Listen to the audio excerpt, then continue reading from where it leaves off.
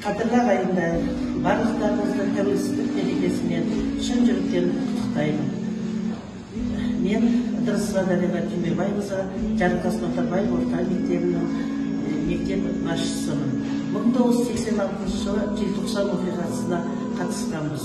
Ол кезде Қазақтың Абай атындағы педагогикалық институтының 4-ші курс студенті болатынбыз.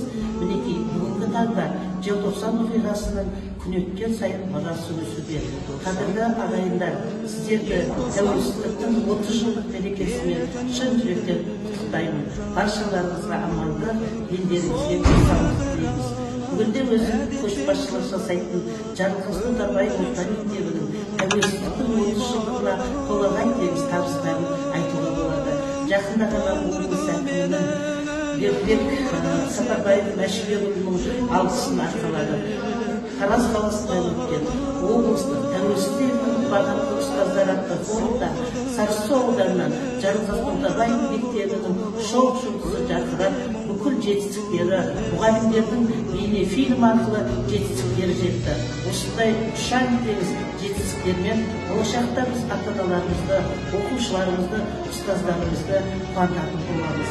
Сіздерге көп рахмет.